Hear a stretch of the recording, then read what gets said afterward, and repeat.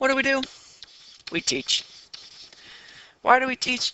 Well, we teach because we think that we've got an idea or a concept or in our brains, there's our brain, that we want to share with some students, right? So our goal is that we need to get this content that we have right here in our brain and we want to share it with all of these little student brains so that, you know, they can have their own little brain. Well, these are kind of big brains, they're students. We don't want to get too crazy, but we have to figure out what is a good method to go from where it is to where we want it to be. When I was a student, a typical 75-minute class, the majority of the time was spent with the professor lecturing. So he might lecture on topics A, B, and C, and maybe that would take about 60 minutes of lecture. And then we're only left with a little bit of application, about 15 minutes worth. And that wasn't really a good approach. It was kind of a bad approach, I think.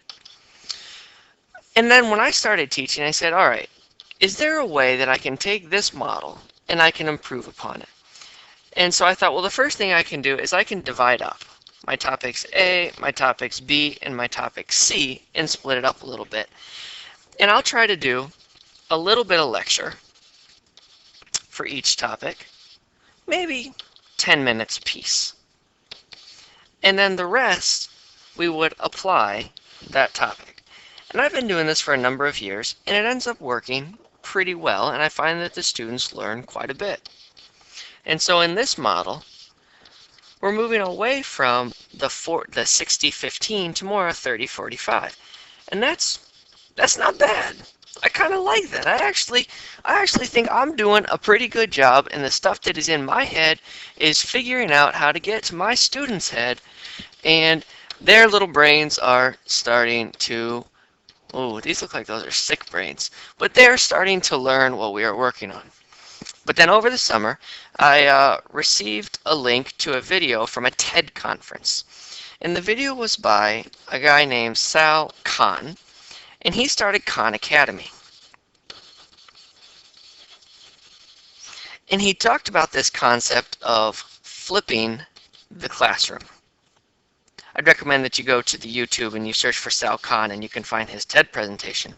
But flipping essentially means instead of spending the majority of our time on lecture, let's take that lecture and let's make that homework. And then when you come to class, let's only do application. All right, so this messed with my mind a little bit. Why would we only come to class and only do application?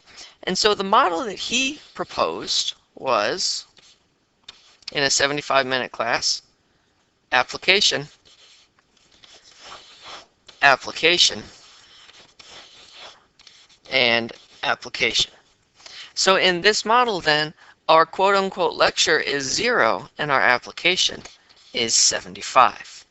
So if this first model is bad and this one's not bad, wow, this is really not bad.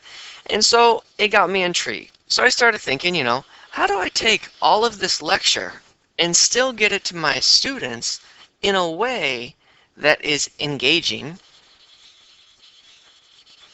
and that they're still able to learn the material to maximize our application time? And so I was thinking about it this way. So we take some idea that we have in our brain, and we are going to need a vehicle to deliver that to our students. But for any vehicle to work, we're going to need a motor. We're going to take that motor, and that motor needs to go down a path. And then we need a destination.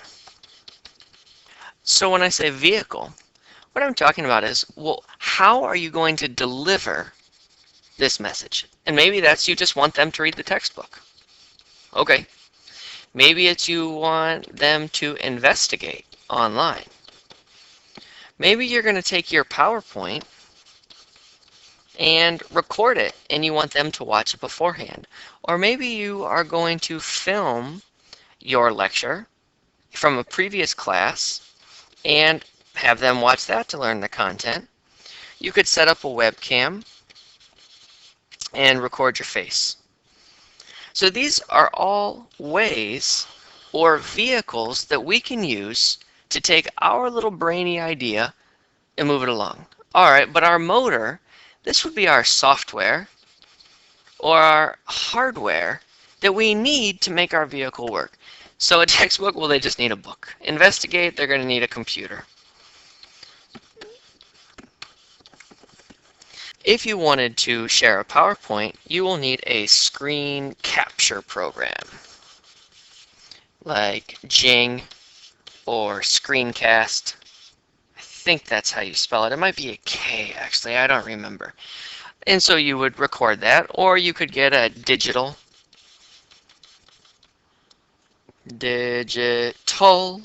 video recorder, and you could post that, or maybe you could get a webcam that's on your computer, and usually the webcams have some software to record.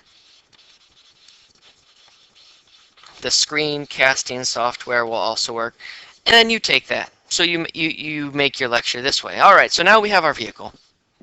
We know what's going to power that vehicle, but now we need a path. We need a road. We need to put it somewhere, right? We've made this video. Well, where do we put it? Well, you could put it on YouTube or Vimeo. You could put it on a network. It's probably not going to make your network people happy, and students won't have that much access to it. You could put it on a personal web space, but those usually don't give you much bandwidth and uploads and whatever. So the final piece is the destination, or how are your students going to see the content, right? So I don't know, do people still go to drive-ins? Think about going to a drive-in, I don't know, and you've got your happy students out here, and the way that they could see this would be on a phone, on an iPod, or an iPad, or an iPhone, or a computer. And if we can do that, if we can pick a vehicle, figure out our motor, figure out where we want to go, and end up at the movie theater, right? Shouldn't we all be happy? I was on a road trip growing up, and I will tell you, my parents, they weren't always happy on that road trip. And I will tell you, we weren't always happy on that road trip. So just because you walk down and use these does not mean your students and you will be happy. So what do I think it takes to be happy? Well, I think the professor, to be happy, there has to be an ease of use. So whatever product you use, it has to be easy. And even better if it's free. That will make us happy. And for the students, I think they're going to be happy if it's engaging. And I think being engaging comes down to three things that I've looked online and looked at these videos. And number one, it has to be short. One idea, one topic, one moment. I think there has to be some novelty to the approach, either a little funny or a little different, or something quirky. But in the same way that it has to be novel, I think it has to mimic our ability or what our students or how our students are used to learning. And if we can accomplish these for the students, I think these students will be happy. And if we can do this, I think we will be happy. At the end of the day, what we're looking at of moving from a pure lecture-based class where students come prepared to class to more application, to maybe putting the lecture outside of class. What this trendy thing is they call flipping, and they call this modern approach. But you know, I kind of feel like that's what it's supposed to be like. Growing up, weren't you supposed to read the book before you got there? Weren't you supposed to study? And so could we say, you know what? It's so modern. Retro. Learning. I guess it really never changes. Alright, figure out what your vehicle is. What vehicle are you going to put your brain in? What motor are you going to choose, and how are you going to get it over to your students? Let me know how it goes. Leave me a comment on Facebook or on the YouTube. Suerte.